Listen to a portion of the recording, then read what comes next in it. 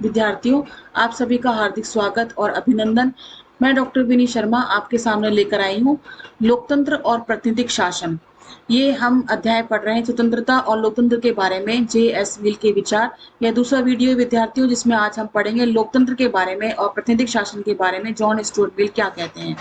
विद्यार्थियों, बेंथम और जेम्स मिल की भांति जॉन स्टुअर्ट मिल ने भी प्रातिनिधिक सरकार और लोकतांत्रिक प्रणाली का समर्थन किया और मिल ने कहा कि लोकतंत्र में संपूर्ण जनता या अधिकांश लोग समय समय पर चुने गए प्रतिनिधियों द्वारा शासन सूत्र का संचालन करते हैं। जॉन स्टुअर्ट मिल भी ये कहते हैं कि लोकतंत्र जो है जनता का शासन है, जो समय समय पर वह अपने प्रतिनिधियों का चुनाव करती है और उसी के माध्यम से शासन सूत्र का यानी शासन का संचालन होता है। प्रातिनिधिक शासन के कुछ गुण बताए हैं जॉन स्टुअर्ट मिल ने। वो कहते हैं कि अधिकार और स्वतंत्रता की रक्षा। लोकतंत्र में सरकार स्वेच्छाचारी नहीं हो सकती, इसलिए जनता के अधिकार अधिक सुरक्षित रहते हैं। लोकतंत्र जो कि जनता का शासन है, इसमें सरकार का निरंकुश होना, स्वेच्छाचार होना बहुत ही मुश्किल है, इसलिए उसे जनता के अधिकार के लिए अधिक सुरक्षित बताया है जॉन स्टुअर्ट मिल ने। राजतंत्र, राजा के शासन, राजा के हित को सर्वोपरि मानते हैं। इसके अंतर्गत कुलीन तंत्र में अभिजात वर्ग, जो पढ़ा लिखा वर्ग है, कुछ विशिष्ट वर्ग है, उसके हितों की रक्षा होती है। किंतु प्रातिनिधिक शासन में ऐसा नहीं होता है। यदि सरकार अपनी सत्ता का दुरुपयोग करने लगे तो इसे आसानी से हटाया जा सकता है, उसे अपने पद से हटाया जा सकता है, उसे निरस्त किया जा सकता है। दूसरी बात वो कहते हैं कि आत्मनिर्भर और आत्म विकास की भावना। प्रातिनिधिक शासन जनता के चरित्र को ऊंचा उठाता है और लोगों के बौद्धिक और नैतिक विकास में सहायक बनता है। जॉन स्टुअर्ट मिल के शब्दों में राजतंत्र यानी राजा का शासन, कुलीन तंत्र यानी अभिजात वर्गों का शासन, इसके अंतर्गत व्यक्ति निष्क्रिय और निश्चेष्ट बना रहता है। उसमें उसके मन में यह भावना उत्पन्न हो जाती है कि शासक कोई भी हो, उसे तो सिर्फ प्रजा का बनकर उसकी अधीनता में रहना है। परंतु लोकतंत्र में प्रजा बनकर उसे अधीनता में रहना है, मतलब राजतंत्र, कुलीन तंत्र में प्रजा जो है हमेशा अधीन बनी रहेगी और वो है जो हमेशा राजा ही बना रहेगा, ऐसा उसमें विचार आता है। परंतु लोकतंत्र में जनता के शासन में क्या होता है, शासन की पूरी जिम्मेदारी नागरिकों पर पड़ती है, जनता पर पड़ती है। इससे उनमें बुद्धिमत्ता और आत्मनिर्भरता के गुण आते हैं और वह अपने हर नीति, कानून और हर एक प्रकार के नियमों पर अवेयर रहता है, जागरूक रहता है और दक्षता और उत्साह के विकास का अवसर सिर्फ लोकतंत्र में ही उन्हें मिल पाता है। लोगों को शासन के लिए स्वयं उत्तरदायी बनाकर लोकतंत्रीय व्यवस्था नागरिकों में देशभक्ति की भावना को भी जगाती है और राजनीतिक शिक्षा का भी एक उचित विकास जो है इसमें लोगों को प्राप्त होता है, ज्ञान उन्हें प्राप्त होता है, राजनीतिक शिक्षा उन्हें प्राप्त होती है लोकतंत्र के अंतर्गत और लोगों को हर प्रकार के शासन के प्रति उत्तरदायी होना।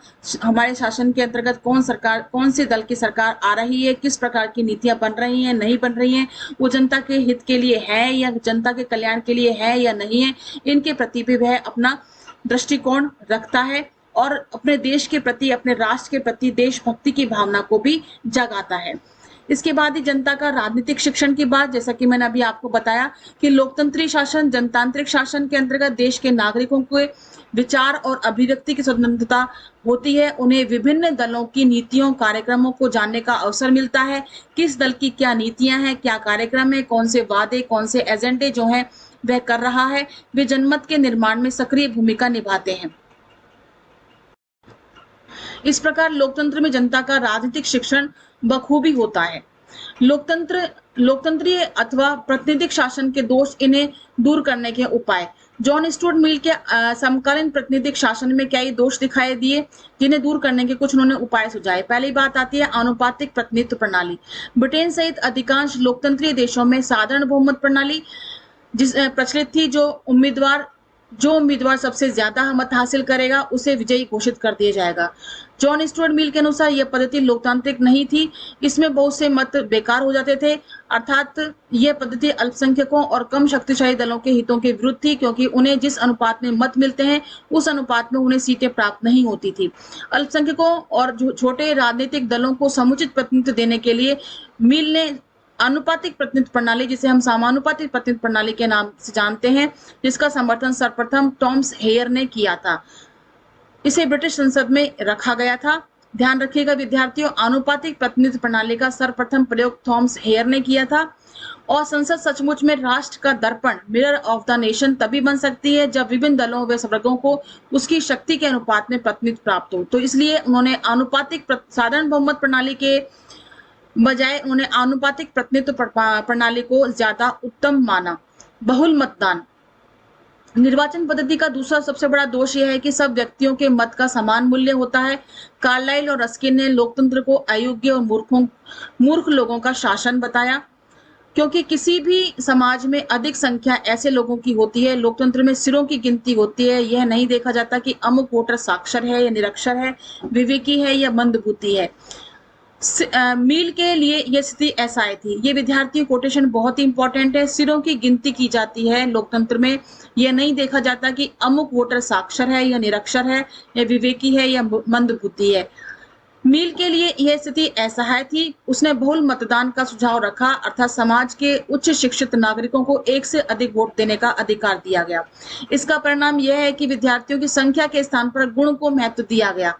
जैसे कि जॉन स्टुअर्ट मिल ने बेंथम के गुणात्मक संख्यात्मक रूप को न अपना करके गुणात्मक रूप को अपनाया था कि गुणों के आधार पर सुख में वृद्धि होती है, ना कि मात्रात्मक आधार पर।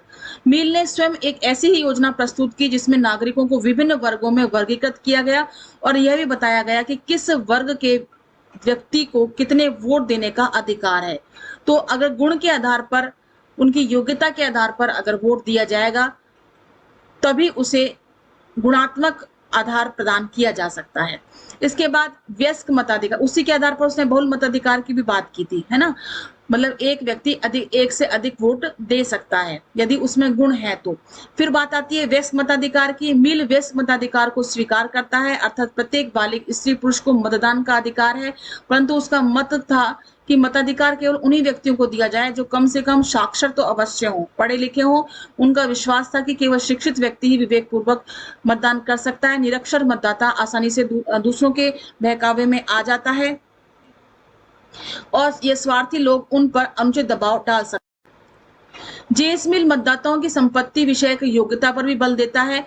उसकी दलील यह थी कि संसद का एक महत्वपूर्ण कार्य कर लगाना भी है, इसलिए यह उचित होगा कि कॉमन सभा के लिए केवल वे व्यक्ति मतदान करें जो स्वयं कर देते हैं, टैक्स देते हैं। संपत्तिहीन व्यक्ति सार्वजनिक वित्त के विषय में लापरवाह हो सकते हैं। यह भी संभव है कि मनमाने ढंग से कर लगाने की प्रवृत्ति अपना ले। तो जेम्स मिल क्या कहता है, व्यस्त मताधिकार किसको दिया जाना चाहिए? जो शिक्षित हो, जो टैक्स चुकाता हो, टैक्स देता हो, उसे ही मत देने का अधिकार है। महिला मताधिकार के बारे में वो कहते हैं कि 18वीं शताब्दी में स्त्री मताधिकार के लिए आंदोलन शुरू हो गया था और जर्मी बेंथम मील ने महिलाओं के साथ चल रहे पक्षपात को उजागर किया और मील ने इस मत का जोरदार खंडन किया कि स्वयं प्रकृति ने ही महिलाओं को दुर्बल और बुद्धिहीन बनाया है, इसलिए वे सार्वजनिक जीवन में भाग लेने के हकदार नहीं है। यदि ये कहा जाए कि स्त्रियां शारीरिक बल में पुरुषों से निर्बल हैं, तब तो उन्हें अपनी रक्षा के लिए कानून और सार्वजनिक जीवन में भागीदारी की और अधिक आवश्यकता है, और भी अधिक आवश्यकता है। कानून केवल तभी उनके पक्ष में हो सकता है जब कानून बनाने और सामाजिक व्यवस्थाओं को निर्धारित करने में उनकी सहभागिता हो। नारी मुक्ति का अर्थ है मानव समाज के लगभग आधे हिस्से को सुख की प्राप्ति। मताधिकार के संबंध में स्त्री व पुरुष के बीच भेदभाव करना न्याय संगत नहीं होगा, इसलिए उन्होंने स्त्री मताधिकार पर बल दिया। कुछ अन्य सुझाव भी दिए। मील ने स्थानीय स्वशासन संस्थाओं के विस्तार पर बल दिया। ये संस्थाएं लोकतंत्र की नींव होती हैं। प्रातिनिधिक सरकार के सही संचालन के लिए उसने सशक्त विरोधी दल का रहना आवश्यक बताया कि विपक्षी पार्टी सशक्त रूप से होनी चाहिए, तभी सत्तारूढ़ दल जो है सजग होकर के अपने कार्य रूप में परिणित होने पर अपना पूरा शक्ति लगा सकता है। मील इस बात के विरुद्ध था कि संसद सदस्यों को किसी प्रकार का वेतन दिया जाए, क्योंकि वेतन और भत्तों के लालच में संसद की ओर से सेवाभावी व्यक्ति नहीं बल्कि धूर्त और सनसनी पैदा करने वाले लोग आकर्षित होंगे। इसके बाद साथ ही यह बात भी आवश्यक है कि चुनाव का व्यय भार सरकार उठाए, यह भार उम्मीदवारों पर नहीं होना चाहिए। तो कहने का मतलब यह है कि संसद के सदस्यों को अगर उचित वेतन मिलता है तो निश्चित रूप से वे ऐसी भावनाओं से, जैसे कि भ्रष्टाचारी भावनाएं हैं, लाल फीताशाही, घूसखोरी की भावनाएं हैं, इनसे दूर रहेगी और ऐसे लोग जो हैं इसमें लाभ ऐसे लोग जो हैं इनकी ओर आकर्षित नहीं होंगे। उसके बाद जॉन स्टुअर्ट मिल के विचारों का मूल्यांकन की बात आती है कि जॉन स्टुअर्ट मिल स्वतंत्रता सिद्धांत के व्यक्तिवाद का पूर्ण और व्यवस्थित दर्शन उन्होंने दिया। मिल की पुस्तक ऑन लिबर्टी राजनीति विचारधारा की एक स्थायी देन है, परंतु कई विद्वानों ने मिल के विचारों की कड़ी आलोचना भी की है। उनके अनुसार आत्मविषयक परविषयक कार्यों के बीच में एक स्पष्ट विभाजन रेखा खींचना बहुत ही कठिन है, क्योंकि इसको हम कैसे हम प्रूव कर सकते हैं कि आत्मविषयक कौन से हैं और परविषयक कौन से हैं। व्यक्ति यदि अपने कमरे में बंद होकर रात भर शराब पीता है और जुए में अपनी पूंजी लुटाता है, तो इसका प्रभाव उसके परिवार पर अवश्य पड़ेगा, बच्चों पर अवश्य पड़ेगा। ऐसे में वह अपने बच्चों का ठीक से पालन पोषण नहीं कर सकता और समाज की भावी पीढ़ियां दुर्बल और दुष्चरित्र होंगी। अर्नेस्ट बार्कर का कथन है कि मील की स्वतंत्रता एक खोखली और नकारात्मक स्वतंत्रता है। विद्यार्थियों, यहाँ भी ये बात ध्यान देने योग्य है कि अर्नेस्ट बार्कर ने जॉन स्टुअर्ट मिल की स्वतंत्रता को खोखली और नकारात्मक बताया है। ये ऑब्जेक्टिव प्रश्न में आपसे पूछा जाता है और कॉम्पिटिटिव एग्जाम में भी आपसे पूछा जाता है। वह राज्य के कार्यक्षेत्र को बहुत सीमित रखे जाने के पक्ष में है। हस्तक्षेप नीति केवल कुछ गिने चुने उद्योगपतियों के लिए ही लाभदायक हो सकती है, शोषितों के बहुसंख्यक वर्ग के लिए नहीं। परंतु मिल की खोखली स्वतंत्रता, इम्पिटी लिबर्टी का सूत्रधार कहना उसके प्रति अन्याय होगा। मिल ने मजदूरों की दशा सुधारने के लिए बहुत से प्रस्ताव भी रखे। राज्य और समाज की निरंकुशता का विरोध करके मिल ने मानवीय गरिमा को अमरता भी प्रदान की है। इसके बाद बात आती है प्रातिनिधिक सरकार का मूल्यांकन। मिल का यह सुझाव स्वागत योग्य है। विद्यार्थियों की मतदान के लिए शैक्षिक योग्यता का होना बहुत ही आवश्यक है। उसके महिला मताधिकार का जोरदार समर्थन था, जिसे आज सभी लोकतंत्रीय देशों में स्वीकार किया है। और अनुपातिक प्रतिनिधित्व की रीतियां, जैसे कि टॉमस हेयर ने एकल संक्रमणीय मत प्रणाली, अनुपातिक प्रतिनिधित्व प्रणाली का समर्थन किया था, उसी प्रकार से चुनावों को अत्यंत जटिल उन्होंने बना दिया था। परंतु इस बात से इनकार नहीं किया जा सकता कि आनुपातिक प्रतिनिधित्व की प्रणाली लोकतंत्र के लिए ज्यादा अनुकूल भी है।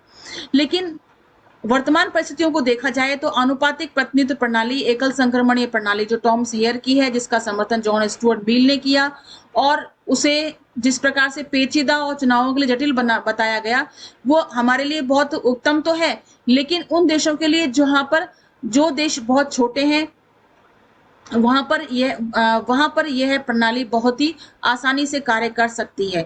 इसीलिए आनुपातिक प्रतिनिधित्व प्रणाली, एकल संक्रमणीय मत प्रणाली भारत में राष्ट्रपति के निर्वाचन के लिए और राज्यसभा के सदस्यों के निर्वाचन के लिए उपयोग में लाई जाती है। जहां तक बहुल मतदान का प्रश्न है बच्चों, इस विषय में सबसे बड़ा आक्षेप यह है कि हमारे पास ये परखने की कोई सर्वमान्य कसौटी नहीं है कि किसी व्यक्ति को अधिक मत देने का अधिकार दिया जाए, कि कौन अपनी शैक्षिक योग्यता या बौद्धिक योग्यता के आधार पर उस मत का अत्यधिक अच्छा प्रयोग कर सकता है। इसलिए बहुल मतदान को सर्वमान्य रूप से कसौटी पर खरा उतरना बहुत ही मुश्किल है। जिन लोगों ने विश्वविद्यालय की कोई डिग्री प्राप्त नहीं की, वे भी अपनी सहज बुद्धि और जन जीवन के व्यापक अनुभव द्वारा राजनीति के विशेषज्ञ या कुशल खिलाड़ी भी हो सकते हैं। दूसरी बात यह है कि कुछ लोगों को एक से अधिक मत देने की बात करना आज स्पष्ट लोकतंत्र विरोधी अवधारणा बन जाएगी। निष्कर्ष रूप में हम यही कहेंगे कि मिल प्रातिनिधिक शासन की बहुत सी बुराइयों को दूर करना चाहता था, इसलिए उसके कई सुझाव राजनीतिक साहित्य की अमूल्य निधि समझे जाते हैं और ऑन लिबर्टी जो पुस्तक है, उनकी बहुत ही प्रसिद्ध और सारगर्भित पुस्तक है। इसके साथ ही विद्यार्थियों, ये अध्याय तो हमारा यहाँ समाप्त होता है। इस अध्याय के सार संक्षेप पर हम दृष्टि डालें तो सबसे पहले हमने इनके प्रस्तावना पर हमने प्रकाश डाला। 18वीं शताब्दी में इंग्लैंड में उपयोगितावादी दर्शन को व्यवस्थित रूप देने का कार्य डेविड ह्यूम ने दिया और डेविड ह्यूम के बाद जर्मी बेंथम और जेम्स मिल और जॉन स्टुअर्ट मिल ने आगे इसको विकसित किया। जॉन स्टुअर्ट मिल की पुस्तकों के बारे में हमने जाना। सबसे पहले इनका जन्म 1806 में लंदन में हुआ था और जेम्स मिल स्वयं एक उपयोगितावादी विचारक थे और ये इनके पिता भी थे। और जे.एस. मिल गणित, मनोविज्ञान, राजनीति, अर्थशास्त्र में गहरी रुचि इनको थी और जॉन स्टुअर्ट मिल ने लंदन में एक उपयोगितावादी सभा की भी स्थापना की थी। 1865 में वह ब्रिटिश संसद का सदस्य बना, जहां उसने महिलाओं और मजदूरों के कल्याण से संबंधित मुद्दे पर जोर शोर से कदम उठाए। उनकी कृतियां हैं स्वतंत्रता के कुछ विचार, प्रातिनिधिक शासन, उपयोगितावाद और महिलाओं की पराधीनता। उपयोगितावाद का संशोधन में बेंथम के अनुसार विभिन्न सुखों के बीच केवल मात्रा का अंतर है, जबकि सुख केवल कम या अधिक हो सकते हैं। परंतु मील कहता है कि सुख उच्चतर और निम्नतर होते हैं, अर्थात विभिन्न सुखों के बीच मात्रा का नहीं, गुणों को यानी क्वालिटी का भी अंतर होता है। आर्थिक क्षेत्र में बेंथम हस्तक्षेप नीति का समर्थन करता है, जबकि मील ने पूंजीवाद के खतरों को भांप लिया और उदारवादी होते हुए भी उन्होंने समाजवाद की ओर आकृष्ट होते हुए राज्य को एक जन कल्याणकारी लोक कल्याणकारी राज्य बनाने की ओर अपना ध्यान आकृष्ट किया। स्वतंत्रता की धारणा के अंतर्गत स्वतंत्रता के लिए किए गए प्रयासों की समीक्षा उन्होंने की। उसकी यह मान्यता थी कि राज्य द्वारा तो मनुष्य की स्वतंत्रता का हरण होता ही है। समाज भी यह सहन नहीं करता कि कोई व्यक्ति पुरानी परंपरा को तोड़कर नई दिशा की ओर आगे बढ़े। व्यक्तित्व का बचाव, प्रत्येक व्यक्ति अपने व्यक्तित्व, शरीर और मस्तिष्क का पूर्ण स्वामी है। स्वतंत्रता के 3 प्रकार बताए: विचार, वाद विवाद की स्वतंत्रता, रुचि के अनुसार कार्य और संघ और संगठन बनाने की स्वतंत्रता। लोकतंत्र और प्रतिनिधि शासन के गुणों में उन्होंने अधिकार, स्वतंत्रता की रक्षा की बात की, आत्मनिर्भर और आत्म विकास की भावना की बात की और जनता का राजनीतिक शिक्षण की बात की। लोकतंत्रीय और प्रतिनिधि शासन के दोषों को दूर करने के लिए उन्होंने आनुपातिक प्रतिनिधि प्रणाली, बहुल मतदान प्रणाली, वयस्क मताधिकार प्रणाली, महिला मताधिकार, कुछ अन्य सुझाव दिए, जिसमें स्थानीय स्वशासन संस्थाओं का विकास, प्रतिनिधिक शासन के लिए सशक्त विरोधी दल के महत्व की बात की। मूल्यांकन में जेएस मील के विचारों के मूल्यांकन में स्वतंत्रता सिद्धांत से में व्यक्तिवाद का पूर्ण और व्यवस्थित दर्शन समाहित किया गया है, परंतु आत्म विषयक लेकिन पर विषयक कार्यों के बीच में स्पष्ट विभाजन रेखा खींचना बहुत ही मुश्किल है। मील की खोखली स्वतंत्रता को सूत्रधार करने का कहना उसके प्रति अन्याय होगा।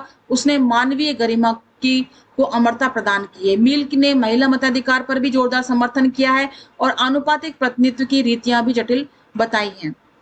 आनुपातिक प्रतिनिधित्व की रीतियां जटिल तो हैं, पर वे लोकतंत्र के लिए ज्यादा अनुकूल भी हैं। बहुल मतदान का प्रश्न है तो इसे लोकतंत्र विरोधी अवधारणा कहा जाता है, परंतु मील प्रतिनिधिक शासन की बहुत सी बुराइयों को दूर करना चाहता था, इसलिए उसके कई सुझाव राजनीतिक साहित्य के लिए अमूल्य धरोहर समझे जाते हैं। इसके साथ ही विद्यार्थियों, प्रश्नावली में कुछ प्रश्न है, जैसे कि स्वतंत्रता के संबंध में जॉन स्टुअर्ट मिल के विचारों का विश्लेषण करना है। इसके अंतर्गत जॉन स्टुअर्ट मिल के लोकतंत्र और प्रतिनिधि सरकार के संबंधित विचारों की समीक्षा करनी है। वर्तमान समय में उसकी उपयोगिता का मूल्यांकन क्या है। इसके बाद निम्नलिखित में से कुछ टिप्पणियां हैं। मील द्वारा बेंथम के उपयोगितावाद का संशोधन और आनुपातिक प्रतिनिधित्व और बहुल मतदान, यह संक्षिप्त टिप्पणियां इसमें आपको लिखनी है। तो विद्यार्थियों, ये आपके निबंधात्मक प्रश्न है, जिसमें आपके सबसे पहले जॉन स्टुअर्ट मिल के स्वतंत्रता और लोकतंत्र से संबंधित विचारों को आपको इसमें बताना है, और जॉन स्टुअर्ट मिल और बेंथम के उपयोगितावाद में क्या संशोधन किया गया, इसको आपको बताना है, और आनुपातिक प्रतिनिधित्व प्रणाली के बारे में आपको जॉन स्टुअर्ट मिल के विचार इसके अंतर्गत बताने हैं, और बहुल मतदान क्या होता है इसके बारे में आपको बताना है। तो विद्यार्थियों, इसके साथ ही यह वीडियो यहीं समाप्त होता है। किसी प्रकार का डाउट है, संशय है, तो आप कमेंट बॉक्स में लिख सकते हैं, और नेक्स्ट वीडियो में हम नेक्स्ट अध्याय को लेकर के आपके सामने उपस्थित होंगे। तब तक के लिए नमस्कार एंड धन्यवाद।